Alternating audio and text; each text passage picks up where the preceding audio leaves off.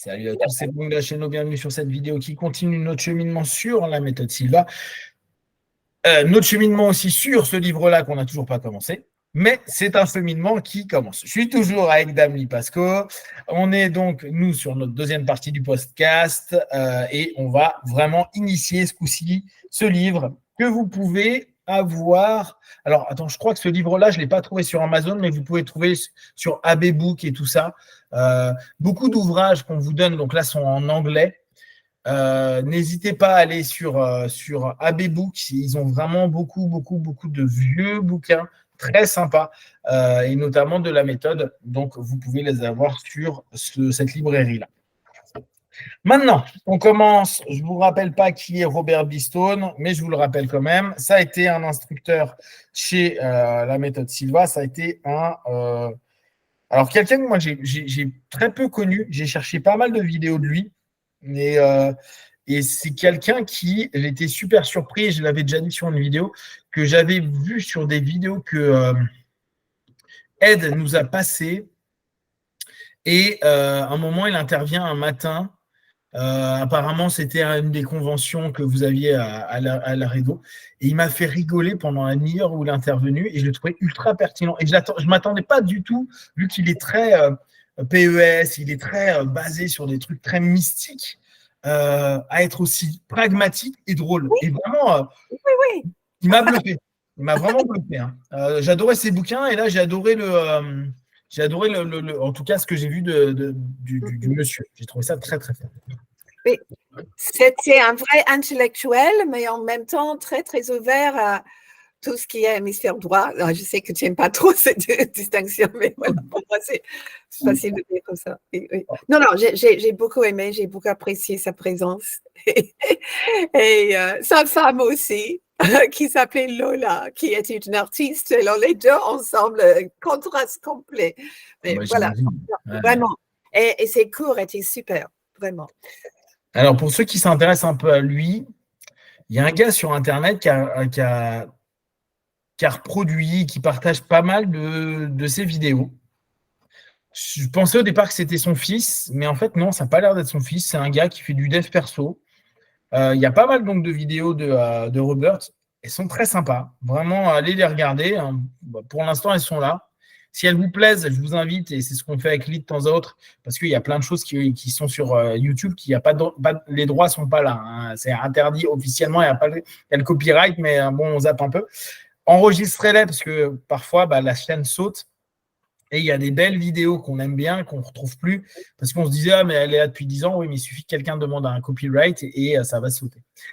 Et donc, vous en avez pas mal de Robert Stone. J'avais contacté son fils, je vous l'avais dit, il y a quelques mois, peut-être maintenant 1 an, vu que ça fait un paquet de temps qu'on papote avec Lee, pour justement voir si je pouvais avoir une interview avec lui. J'aurais bien aimé le faire avec Lee, mais je n'ai pas eu de retour du tout. Je sais que son fils est en train de rééditer, et ça, c'est plutôt cool, un paquet d'ouvrages de son père. Donc, il le fait sous Google, sous Amazon Kindle. Donc, il revend des bouquins de son père qui n'étaient plus édités.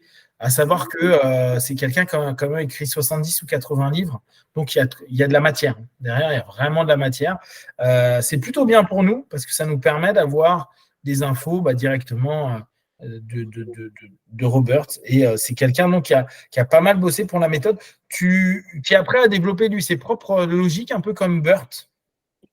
Mais on sent qu'il a été très influencé par le travail de José. Vous pouvez le voir dans le bouquin que Lee vous vend souvent un peu ES au cours Silva. Vous lisez le bouquin, vous avez l'impression que c'est la méthode Silva avec une ouverture. Avec une ouverture, on pourrait dire, même si maintenant il existe, mais c'est le 5.05 ou le 6.06. C'est vraiment, c'est l'évolution. Ça va complètement dans le sens du travail de José, je trouve. Donc, excellente personne. Donc, il y a pas mal de choses qu'on va revoir, que vous avez déjà entendues, mais vous allez voir, il y a d'autres choses où ça va nous relancer sur nos discussions sur l'hypnose et la méthode Silva. Ça va nous relancer sur pas mal de petites choses et c'est ça qui est bon. Alors, Dans un premier temps, en fait, il va nous décrire un petit peu qui est José, sa vie, etc. Pour ceux qui n'ont pas eu la chance de lire l'autobiographie de José, qui est maintenant une galère à trouver, ça, par contre, c'est clair. C'est un bon, il résume plein de choses et il donne plein d'anecdotes très, très sympas. Oui, oui. Donc, il vient sur un élément et j'aime bien le rappeler parce que je pense que c'est important. Lire le dit beaucoup. Les faits, c'est que José n'a jamais eu d'éducation formelle dans sa vie et pourtant, ça a fait de lui c'est quand même un génie. Et ça, c'est important parce que parfois, il y a des personnes, quand ils commencent à travailler sur elles-mêmes ou qui vont dans des méthodes comme la méthode Silva ou qui veulent devenir coach ou je ne sais pas quoi, disent « Ouais, mais moi, je n'ai pas fait d'études. » On s'en fout. En fait, les études, c'est bien parce que ça nous donne des structures intellectuelles et des notions de pensée qui sont chouettes. Mais ça ne fait pas de vous quelqu'un qui est forcément plus compétent que d'autres sur certains aspects de la vie, sur certaines compréhensions des choses, etc. etc. C'est juste que ça a formalisé, c'est reconnu par des pairs qui, au bout d'un moment, disent « Ok, bon, on valide ta pensée ». Ça, c'est un des gros plus de l'éducation. Mais on le voit avec José, c'est un gamin qui est issu d'une famille pauvre avec un père qui est mort tôt, donc qui a dû faire de l'argent rapidement et qui avait un génie déjà business. C'était un vrai businessman, un gamin qui savait faire de l'argent. Oui, entrepreneur, tout petit. Il cirait les chaussures jusqu'à des années plus tard créer des petits groupes pour aller récupérer des produits, pour aller jeter des choses, pour aller acheter des choses après. Il a vraiment eu un état d'esprit cool. Donc, ne vous formalisez pas sur « j'ai pas fait », mais formalisez-vous plutôt sur ce que vous voulez faire. Et ça, je pense que c'est vraiment, vraiment utile. Mais par rapport aux études, en fait, probablement de lui-même, en cherchant lui-même et en trouvant des beaux livres, etc., il a probablement fait beaucoup plus d'études que les gens qui ont eu l'éducation formelle. Beaucoup plus. Et lisait sans cesse. Et voilà, là, on vient à un élément qui est important. Aujourd'hui, on a de la chance, et je pense réellement que c'est une chance, c'est à la fois notre chance et notre malheur, on a Internet. J'en reparlais il y a quelques temps, je pense qu'Internet, vraiment, c'est ce qui peut nous pourrir complètement notre cerveau sur plein de trucs. Et en même temps, si on a envie, c'est un truc incroyable, Internet. Même, il y a des cours à 5 € de trucs qu'on n'avait jamais vus avant. Et on achète des trucs sur Fiverr où tu as des gars qui donnent des cours pour 30 $. Et les cours sont super bien. Et je me dis, mais c'est incroyable. Je peux apprendre à peu près tout. Et si vous n'avez même pas dépensé d'argent, vous allez sur YouTube, il y a des gens qui vous font des tutos extraordinaires, des explications extraordinaires. Il y a des gens qui vulgarisent la connaissance de manière incroyable. C'est magnifique. Donc, effectivement, la connaissance, elle peut être vraiment acquise, et puis ça va devenir un savoir.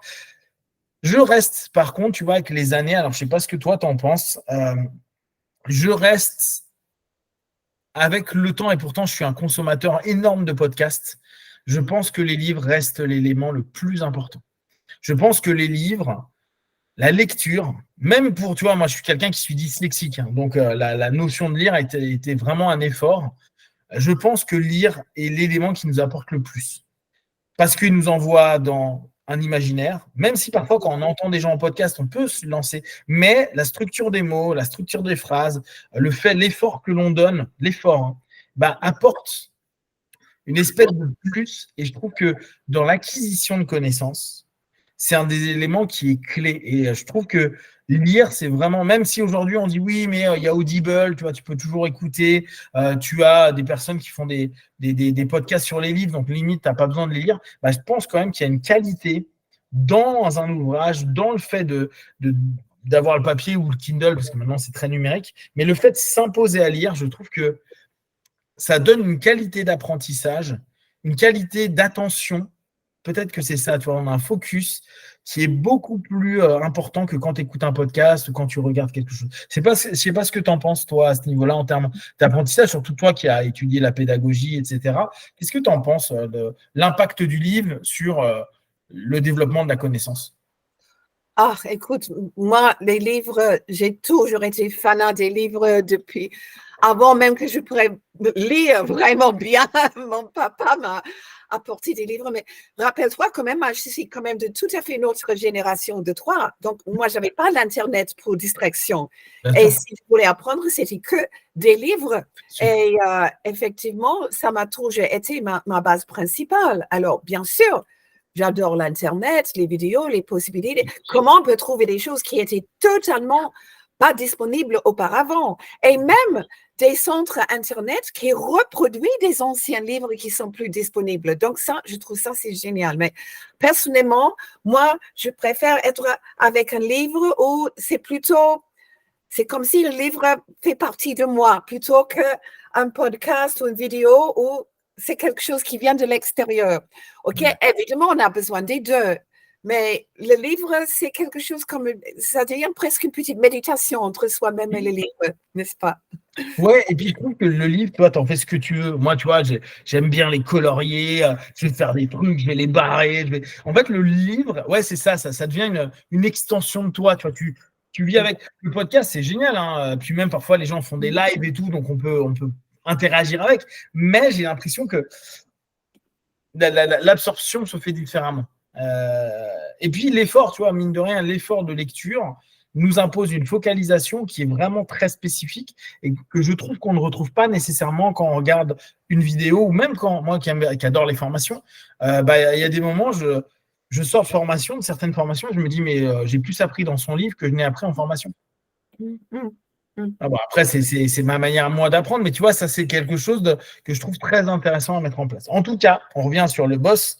Lui, il a énormément bouquiné, notamment des livres de psycho, notamment même comment, c'est comme ça qu'il est devenu hyper manuel, comment réparer des radios, comment après s'occuper des premières antennes télé, alors que lui, c'était le début, donc on ne connaissait pas, il s'est informé. C'était un mec hyper pratique et il a testé, il a osé et ça a fait quelque chose. Et il le dit beaucoup, hein, il avait certainement une grosse intuition sur les bonnes choses aussi dans le business, qu'est-ce qui peut marcher, quand, comment, etc. etc. Ça, c'était vraiment un de ses gros plus. Oui, bon, là, c'était toujours par rapport à l'apprentissage et à la flexibilité. Donc, oui, alors ça, c'était intéressant. Il faut que je le recontextualise parce que ça, dans les grandes écoles, les étudiants qui prennent des entraînements, on reste un peu sur cette idée-là, ont de fortes chances d'apprendre des choses et développer de la maturité, du calme par rapport à la réalité. Donc, bon, tout ça va se développer. Les adultes gradués vont au fur et à mesure diminuer leurs inhibitions sur les interactions sociales. Ça, là, on parle des graduates Silva, vont se sentir moins frustrés et plus relaxés et vont pouvoir passer d'une notion d'appréhension vers des notions plutôt d'assurance. Donc ça, c'est vraiment une des idées clés dans l'apprentissage et l'idée, quoi, et un fondamental de la méthode, c'est vraiment s'orienter vers cette idée-là, de pouvoir s'ouvrir à l'autre. On revient à cette notion dont on parlait la semaine dernière, s'ouvrir à l'autre, être moins dans l'attention, donc cette recherche de relaxation, et être moins dans la peur des choses, ce qui est logique. Si on se dit j'ai confiance dans moi-même et dans ce que je sens, je perçois, je suis plus serein. Qui deviennent des Silva lectureurs, donc qui devient des instructeurs Silva. Typiquement des gradués qui ont été impressionnés par les changements personnels que la méthode a pu leur apporter. Donc ça, c'est souvent le cas. Je trouve que c'est bien de savoir à l'époque qui étaient ces personnes-là. Et je pense que comme on en a parlé un peu la semaine dernière, c'est la plupart du temps, les personnes aiment la méthode, se disent « Ouh, ça peut être cool, ça m'a impliqué des choses. » Et en plus, et là, on le rappelle aussi, il y a un business, ça peut me permettre de vivre de quelque chose que j'aime. Autant faire l'utile et l'agréable. Alors, what personal change spurs such commitment? Oui, alors, donc, il y a tout cet engagement. Et là, il y a un truc, je l'avais mis spécialement pour toi. Consider Gerald CV. Donc, il parle de Gérald. Ah, il est là, oui, oui. Quelle page? 7, page 7. Oui. Donc, Gérald CV a répondu à cette question. Quand il a signé pour le training de Silva, il avait il avait plus de 200 dollars d'addiction à l'héroïne. À l'époque, hein, c'était donc, j'imagine, aujourd'hui au moins du 500. Je n'arrive pas à vraiment faire, mais je pense que c'était au moins du 500. C'est page 7 et c'est au milieu, tu vas voir. What personal change per such a commitment?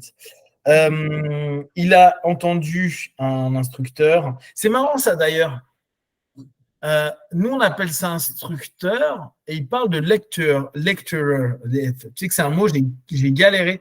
Lecturer. Donc, Oui. La lecture, c'est l'enseignement, c'est ça. C'est le mot, quand c'est la leçon, c'est ça. Lecture, c'est leçon en anglais. Lecture, c'est une leçon, c'est un discours. Normalement, c'est associé avec éducation tertiaire aussi. Mais en fait, si on est instructeur Silva, le titre officiel, c'est CI, Certified Instructor. Donc, je ne sais pas pourquoi il appelle ça lecture. Mais bon. Ah oui, tu vois, parce que peut-être ils ont. Ouais, parce que tu sais que ça, c'était un des trucs, parce que c'est pas la première fois que je le lis avec la méthode, la notion de lecture. Je me dis, tiens, c'est intéressant. Donc, changez vos habitudes et bon, vous pouvez changer au bon niveau votre comportement. Donc, là, on revient sur Jerry, souvenez-vous, héroïnomane, qui c'était quoi, c'est sur 2 semaines, 3 semaines? Quand il avait fait la méthode, non, il a fait 28 jours. Il a fait la méthode donc pour s'enlever des mauvaises habitudes. Et il nous avait dit. Oui. On fixe une date après un mois. Oui, tout à fait, oui. C'est génial. Donc le mec héroïnomane qui a plus vraiment des masses d'argent, il nous avait expliqué avec l'ascenseur, la personne qu'il rencontre et tout. Il se retrouve à faire la méthode et la méthode lui a changé sa vie complètement. Et ça, c'est absolument génial. Donc, bien sûr, il a été sceptique au départ. Il a commencé juste à se relâcher quotidiennement et se voir différemment en imagination. Et là, on va s'arrêter et on revient à ce qu'on disait un peu avant. On est juste sur du basique, avec du basique. Vous pouvez déjà, sans même utiliser l'outillage génial qu'il y a, juste avec du basique. Je me relaxe et je m'imagine. Je me relaxe et je m'imagine. On est vraiment sur quelque chose, le b.a.-ba de notre système. Et c'est pour ça que je vous parlais de fondamentaux tout à l'heure. Avec les fondamentaux, on peut faire des trucs extraordinaires. On n'a pas besoin forcément de méthodes avancées, entre guillemets, même si je crois, j'ai toujours du mal avec ça. Tu sais, c'est quand on fait... on fait le level 1 d'un truc, puis après ils disent ouais, mais après vous verrez les techniques avancées. Oui, mais c'est parce qu'il fallait juste dire qu'il y avait un niveau 2, un niveau 3 et un niveau 4. Mais en fait, c'est pas forcément avancé. C'est une meilleure exploitation de certaines logiques de base qu'on va réexploiter. On va les retravailler d'une certaine façon pour que ça donne un nouvel outil. Mais pour autant, si tu as maîtrisé tes bases, le niveau avancé, c'est juste une façon d'exploiter ton niveau de base de façon différente. C'est juste ça, la notion avancée. C'est pas genre supérieur dans l'absolu. Avec des notions basiques, juste 3 fois par jour, vous relâchez et vous visualisez, vous imaginez en bonne santé, juste ça. Ça vous suffira pour énormément de choses. Enfin, juste pour être en bonne santé déjà. Et il n'y a pas besoin de faire 10 millions de choses. Donc 3 fois par jour, j'ai programmé que le 20 juillet, c'est-à-dire 30 jours après cette date, tous mes désirs d'héroïne auront disparu à jamais. Pendant les 30 jours, j'ai continué. Ah ouais, je me souvenais plus de ça, tu vois. J'ai continué à utiliser, à consommer de la drogue, mais lentement diminuer la quantité que j'utilisais jusqu'à complètement arrêter à la date. Et ça, tu vois, c'est un des trucs que j'aime bien. C'est peut-être plus ma manière de voir les techniques, mais j'aime bien ce côté qui se fait petit à petit. C'est vrai que beaucoup de personnes attendent des ruptures brusques. Tu sais, c'est quand on fait un arrêt de tabac en hypnose. Ouais. Je veux arrêter en sortant d'ici. Ouais, je comprends. Et je comprends, hein, tu payes pour ça. On t'a promis qu'en one shot, c'était bon, etc. Mais J'aime bien ce côté où tu te dis, tiens, je reprends du contrôle, je reprends de la maîtrise, je reprends le pouvoir de ma propre vie. Genre, j'étais en train de consommer, puis je consomme moins, je fume moins, je mange moins, et je me sens mieux. Et tu vois, cette espèce de truc où tu te dis, mais c'est moi qui suis l'initiateur de ça. Et je trouve que parfois, et ça, c'est un des plus et un des moins de l'hypnose, les gens vont chercher ça, mais ce côté un peu hyper rapide ne te fait pas prendre conscience à quel point tu es génial. Toi, tu te dis, ouais, l'hypnose a bien marché sur moi. Ouais, mais c'est toi qui as fait un truc super. Sauf que tu t'en es même pas rendu compte. Tu n'es pas en train de te dire, j'ai arrêté de fumer, je suis génial parce que j'ai arrêté de fumer. Tu te dis, bon, j'ai fait une séance d'hypnose, ça m'a permis d'arrêter. Et tu vois, déjà, tu te dissocies de ce qui a été fait. Tu te rends même plus compte que c'est toi qui l'as fait. Quand, pendant 30 jours, tu te dis, bon, bah, moi, je me fous ma seringue dans le bras, j'en prends X par jour. Et puis, au fur et à mesure, je prends ma seringue et puis je me prends en shoot et de moins en moins. Et puis de me dire, bah, aujourd'hui, j'ai pas envie. Et c'est extraordinaire comme notion. Te dire, waouh, je suis en train de diminuer. Je suis en train de reprendre contrôle dans ma vie. Et bah, tu vois, je trouve que, je ne sais pas toi ce que tu en penses, mais je trouve que c'est vraiment quelque chose, pour moi, qui est plus puissant à long terme. À long terme. C'est cette notion de, tu te dis, mais attends, en fait, j'en suis capable. J'ai réussi en 30 jours ceci. D'ailleurs, tu te souviens ce qu'il nous a dit, il a arrêté la clope juste après. Il a recommencé pour la cigarette et il a arrêté la cigarette. Donc, cette notion de petit à petit, step by step, où on a conscience d'eux, je trouve que c'est vraiment, vraiment une belle chose. Et ça te permet, toi, de te voir dans ta visualisation, dans ton imagination, je trouve que c'est plus simple. On sait bien, hein, souvent, on se dit, oui, voyez-vous, en pleine forme, bien, etc. Mais je trouve que ce rapport de progression a quelque chose de puissant dans le fond. Je ne sais pas ce que toi, t'en penses par rapport à cette notion flash, entre guillemets, une séance et c'est fini. Cette notion progressive à une date donnée. Hein. Voilà, le 20 juillet, j'arrête. Je respecte totalement la notion que c'est possible de faire d'un seul coup et pour certains types de personnalités, c'est probablement la meilleure chose à faire. Mais pour la plupart des gens, et ça, c'est supporté par des études. J'ai cherché et apparemment, on a comparé beaucoup de types différents de sévrage des cigarettes et celui qu'on a trouvé qui était plus efficace pour la plus grande nombre de personnes, c'était quand on diminuait progressivement pendant un mois, ce qui est exactement ce qu'on fait en Silva, et qu'on diminue quand même de façon structurée, contrôlée. Aujourd'hui, je décide, je vais fumer X nombre de cigarettes à ces moments-là. Et c'est donc vraiment focaliser sur la façon, donc pas simplement je vais essayer de fumer moins. C'est pas bien sûr. Vraiment choisir le nombre, le moment, et comme tu dis, c'est la personne elle-même qui contrôle, qui décide aujourd'hui je fais ça. Et donc chaque jour, en fait, on a, à moins que je casse le programme, mais chaque jour quand on réussit, on a cette sensation, j'ai réussi, je contrôle l'habitude plutôt qu'être contrôlé par l'habitude. Donc oui, en général, c'est vraiment la meilleure méthode. Ça n'empêche pas qu'il y a d'autres méthodes, bien sûr, qui marchent aussi bien pour d'autres personnes, mais si on va faire pour le plus grand nombre de personnes, c'est ça qui a été vraiment testé et prouvé la façon la plus efficace. Ouais, moi, c'était alors, j'avais fait des séances en une fois ou deux fois, etc. J'en avais fait pas mal. Puis, à un moment, je suis passé à dire... Il y avait un truc qui me paraissait non congruent, mais c'était très perso, donc je ne l'imposais pas. Je disais, ouais, non, moi, je ne travaille plus en tout va s'arrêter d'un coup. On va prendre 3 séances et on va prendre notre temps là-dessus pour que tu puisses, au fur et à mesure... Et j'étais arrivé à cette notion-là. Petit à petit, tu te donnes une deadline, une date limite, et tu te dis, voilà, mon objectif, c'est là. Et dire, petit à petit, je vais diminuer. Et s'il y a des moments, je vois que j'ai un jour où je vais plus fumer, c'est pas grave. Parce que mon but, c'est vraiment d'arrêter à ce moment-là et de sentir qu'il y a une diminution. Et tu sais, jamais mettre de stress. On revient à cette notion-là. Cette notion qui dit, ah ouais, ah mince, aujourd'hui, je fais un régime, je sais pas quoi, et aujourd'hui, j'ai trop mangé. Ben, c'est pas grave, tu as juste trop mangé. Mais si pendant, tu as 30 jours, si pendant 25 jours, tu as été correct, tes 5 jours qui sont partis en vrille, ils vont être absorbés. Hein. Il n'y aura pas de problème. Et donc, tu n'as pas de stressé de dire, aujourd'hui, j'ai été à, je sais pas, 6 cigarettes hier. Aujourd'hui, j'ai été J'en ai fumé 10. Ah, c'est pas bien. Ben non, t'en as fumé 10, mais peut-être qu'après-demain, t'en fumeras que 2. Donc, au bout du compte, à la fin de tes 30 jours, tu auras absorbé cette notion-là. Et cette notion de se dire, j'arrête de me taper sur les doigts parce que pour une raison ou une autre, à un moment, j'ai fait plus. Mais tant que je me dis, à la fin, c'est fini, je trouve que c'est quelque chose qui est hyper… Ça redonne vraiment confiance en ce qu'on est apte de faire. Et ça, ce qui est cool, c'est que ça devient un travail qu'on va avoir en visualisation après. Se dire, mais j'y suis arrivé. Et là encore, si on reprend les fondamentaux, chose que parfois on ne fait pas nécessairement. Souvenez-vous, la différence entre imagination et visualisation. La visualisation est reprendre quelque chose que vous avez déjà vu et ou déjà vécu.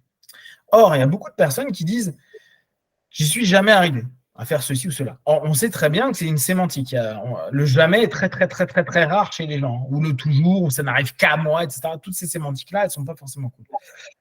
Un des points qui est important, donc là, on est sur le mental house cleaning, j'efface, hop, et j'enlève tout ça. Mais revenez à quelque chose de plus intéressant. Vous avez eu plein de succès dans votre quotidien. Vous en avez eu depuis que vous êtes gamin, vous en avez eu des succès sur plein de choses. Le truc, c'est que assez rarement, les personnes vont se dire, tiens, je fais la méthode Silva, j'ai compris ce qu'est la visualisation, et à partir de maintenant, je vais visualiser tous les jours ce que j'ai réussi. Pourtant, factuellement, c'est revenir à des fondamentaux. Je vois ce que j'ai fait. Et je le vois, et je le revois, et je le vois. Et j'y suis arrivé. Et là, il n'y a pas de mensonge, il n'y a pas de peut-être demain, je vais y arriver. J'y suis arrivé, et en fait, j'y suis super bien arrivé. Et je pense qu'en retravaillant des fondamentaux comme ça, revoir ce moment de se dire, je regarde ce que j'ai déjà accompli, et je me visualise en train de le refaire, et de réussir. Ça, quand on va imaginer, on va se donner beaucoup plus de pourcentage de réussite vu qu'on va avoir confiance dans l'ensemble des perspectives qu'on a déjà vécues, dans l'ensemble des expériences qu'on a déjà vécues. Et ça, je pense que c'est fondamental et c'est quelque chose qu'on ne fait peut-être pas assez. On voit tout le temps la future maison, mais on ne se dit pas, mais j'ai déjà acheté un appartement. J'ai même déjà acheté un studio. J'ai acheté un appart après, puis après j'ai acheté des trucs. J'ai peut-être pas ma grande maison là, mais en fait, je suis déjà dans le succès. Je suis déjà dans la réussite. Donc, je suis déjà capable d'être propriétaire, d'avoir déjà quelque chose, etc., etc., etc. Et tu vois, on revient sur les fondamentaux de la visualisation qu'on n'utilise parfois pas trop. On fait la différence, mais on ne l'utilise pas techniquement. Quoi ? On l'utilise rarement de cette manière. Alors, juste comme dans en fait, le texte court, quand on fait les cas, on dit tous ceux qui ont déjà fait les cas, prends un petit moment de maintenant pour te rappeler d'un cas récent que tu as réussi 100%. Exactement. Pour te reconnecter avec la sensation de réussite. Et il y a plein d'autres instructeurs, Silva, qui m'ont dit, mais chaque fois qu'ils vont programmer quelque chose de nouveau, ils se rappellent un moment précédent quand ils ont réussi une autre programmation. Et oui, et ça aide beaucoup. Parce que nous avons tellement tendance à se rappeler de tous les échecs. Quelque part, il faut vraiment dire, non, je vais me rappeler de mes réussites. Exactement. Et tu vois, moi, c'est en hypnose, c'est des choses que je conseille à des personnes qui viennent en consultation, à dire, mais non, là tu vas pas… bon, moi, je reprends beaucoup la notion de Silva, de dire, fais au moins trois petits exercices de 5 minutes d'auto-hypnose, mais fais des choses basiques. Et tu vois, c'est 5 minutes par jour. Dans les 3, tu en as une qui est spécifiée à juste te souvenir de tes succès. Et tu commences le matin avec juste qui a été succès. Tu n'es même pas en train de dire ce que je vais faire aujourd'hui, ou à la limite, tu le fais juste après, mais tu fais 5 minutes pures à te dire, ok, j'ai réussi quoi dans la vie? En quoi je suis bon? Et revivre ça. Parce que déjà, dès le matin, ça te met dans une bonne ambiance, tu vois. En fait, je suis bon, hein, je suis arrivé jusqu'à là, je me débrouille plutôt pas bien, pas mal. Hein. Pourquoi je dis tout le temps que c'est pas bien? Justement. Et tu vois, je pense que ça, c'est quelque chose qui devrait devenir hyper… instinctivement chez nous, cette visualisation de ce qu'on a déjà fait. Parce que le fantasme ou l'objectif ou l'idéalisation d'un futur, c'est gentil, mais on se dit, mais je vais peut-être pas y arriver. Alors que si tu as 10 000 expériences qui te reviennent en tête à dire, mais j'y suis arrivé, je sais pas quand, mais ça, je vais y arriver aussi. Et ça change complètement la perception qu'on peut avoir de notre futur. Attends. Oui, bon, on va s'arrêter là. Vous avez vu qu'on a très avancé on a fait 2 pages, mais ça va. On est dedans. On va parler après de Betty Purry. Vous inquiétez pas, tout est bon. Donc, on va s'arrêter là aujourd'hui. On prendra la semaine prochaine. Il y a plein de choses. Vous allez voir ce bouquin, il est hyper sympa. il y a plein d'infos. J'ai carrément des phases entières où donc il y a plein de choses à dire. Vous allez voir, on va y passer du temps, et puis on va digresser comme ça, parce que l'idée est vraiment que vous puissiez avoir un max d'infos, toujours en pensant Sylva. Le but est toujours que vous puissiez progresser, prendre plaisir dans la méthode, apprendre de nouvelles choses, vous amuser, créer de nouvelles expériences. Et puis, partager, bien sûr, un des éléments clés, partager. Vous apprenez quelque chose, vous avez quelque chose qui vous a plu avec d'autres Sylva ou avec des personnes qui ne connaissent même pas la méthode. Partagez. Partagez ce que vous connaissez, c'est toujours une très bonne chose. Voilà, est-ce que tu as quelque chose à conclure de ces petits podcasts? Juste, j'aime bien quand on dit, mais on a le temps. Le fait qu'on dit on va faire ceci, on n'est pas du tout obligé, c'est pas oh zut, maintenant il faut qu'on récupère. Non, on suit justement ce qui nous intéresse en espérant que ça intéresse tout le monde quand même. Oui, c'est ça. Ouais. Ça vous intéresse, hein, nous on digresse. Mais bon, nous on digresse un peu depuis maintenant plus de 2 ans, donc on ne va pas changer maintenant. Hein. Là, ça fait plus de 2 ans qu'on fait ça. Ouais. On digresse depuis le début, vous inquiétez pas, on va continuer. Hein. Et puis, on a plein d'idées, donc vous inquiétez pas, on va toujours quelque chose de nouveau à apprendre. Voilà pour aujourd'hui. Bien sûr, si vous avez des questions et des remarques, vous les partagez sur Facebook, YouTube, on y répondra le plus rapidement possible. Et comme d'habitude, de tout ce qu'on propose, ne prenez que ce qui est bon et juste pour vous tester, observer, analyser et conclure. Merci à toi, Lee, et à la semaine prochaine. Ciao. Ciao.